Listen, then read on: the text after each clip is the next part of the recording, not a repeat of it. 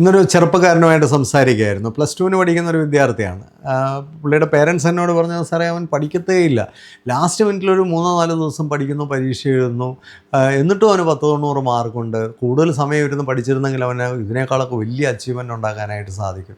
ഞാൻ ആ ചെറുപ്പക്കാരനുമായിട്ട് സംസാരിച്ചപ്പോൾ എനിക്ക് മനസ്സിലായൊരു കാര്യം, അവനെ ഒട്ടും തന്നെ അവൻ്റെ വിദ്യാഭ്യാസം ചലഞ്ച് ചെയ്യുന്നില്ല. വളരെ അക്കാഡമിക്കായിട്ടുള്ള, വളരെ ഡള്ളായിട്ടുള്ള കുറച്ച് പരീക്ഷയും പഠിത്തവും അല്ലാതെ അവൻ്റെ ഒരു കരിക്കുലത്തിൽ അവനെ എക്സൈറ്റ് ചെയ്യിക്കുന്ന യാതൊന്നുമില്ല. അവനൊരു കാര്യം അറിയാം, ഒരു ലാസ്റ്റ് മിനിറ്റ് പഠിച്ചാൽ പോലും അവൻ ആ പരീക്ഷകളൊക്കെ എഴുതാം, ജയിക്കാം. അതിൽ കൂടുതലായിട്ടൊന്നും അവനെ എന്തൂസിയാസ്റ്റിക് ആക്കാനായിട്ട് ആ വിദ്യാഭ്യാസത്തിലില്ല. അവന് സ്കൂളിൽ പോകാൻ പോലും താല്പര്യമില്ല.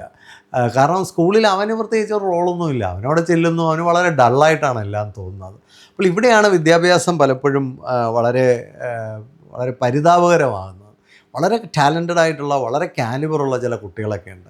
അവരെയൊക്കെ നേടിയെടുക്കണമെന്നുണ്ടെങ്കിൽ അവർക്ക് എന്തെങ്കിലുമൊക്കെ ഒരു ഇൻവോൾവ്മെൻറ്റും പാർട്ടിസിപ്പേഷനും ഒക്കെ നമ്മൾ ആ വിദ്യാഭ്യാസത്തിൽ കൊടുക്കണം. അവരുടെ ജീവിതത്തെ എക്സൈറ്റ് ചെയ്യിക്കുന്നതും അവർക്ക് മനസ്സിലാകുന്നതുമായ കുറേ കാര്യങ്ങളും അവർക്ക് ഇൻപുട്ട് കൊടുക്കാൻ പറ്റുന്ന ചില കാര്യങ്ങളിലേക്കൊക്കെ അവരെ നമ്മൾ നയിച്ചെങ്കിൽ മാത്രമേ അത്തരം കുട്ടികളൊക്കെ അതിനകത്ത് ഇൻവോൾവ് ആവത്തുള്ളൂ.